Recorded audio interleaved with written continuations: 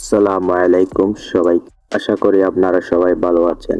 আজ আমি কথা বলতে চাই কেন এই জার্নিতে এসেছি আর এই ধরনের কন্টেন্ট বানানোর উদ্দেশ্যই বা কি।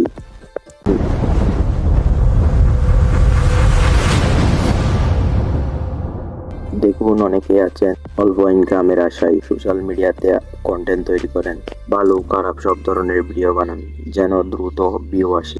কিন্তু তারা একটা জিনিস বুঝতে পারেন না, এতে ধীরে ধীরে তাদের ইমেজটাই নষ্ট হয়ে যায়। আমার ব্যক্তিগত মত হলো, যাদের আত্মসম্মান বোধ আছে তারা সামান্য ভিউ বা ডলারের জন্য এমন কন্টেন্ট বানাতে পারেন না যেখানে ফানি ভিডিওর নামে অশ্লীল অঙ্গভঙ্গি, অশুভ আচরণ বা মেয়েদের নিয়ে নোংরামি দেখানো হয়। এই ধরনের কন্টেন্টের বিরুদ্ধে যারা কথা বলেন, যাদের আমরা সাধারণত রোস্টার বলি, তাদের কন্টেন্ট আমার খুব ভালো লাগে। আপনাদের পছন্দের রোস্টার কারা কমেন্টে জানাতে পারেন।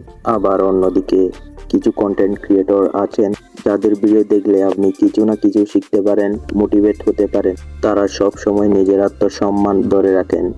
তারা চান মানুষ তাদের আলাদা করে চিনুক, ভালোবাসুক।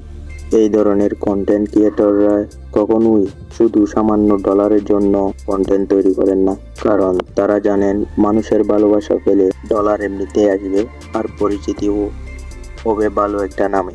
এখন নিশ্চয়ই আপনারা বুঝে গেছেন আমি কেন এই জার্নিতে এসেছি। আমি একজন স্টুডেন্ট।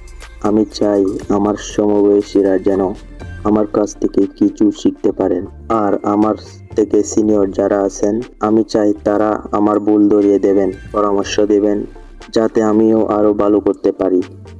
আর একটা বিশেষ কারণ আছে যার জন্য আমি কন্টেন্ট তৈরি করছি, সেটি হলো আমার কমিউনিকেশন স্কিল। ইনশাল্লাহ পরের পর্বে আমি কমিউনিকেশন স্কিল নিয়ে একটি ভিডিও নিয়ে আসবো। দেখা হচ্ছে পরের ভিডিওতে। ধন্যবাদ।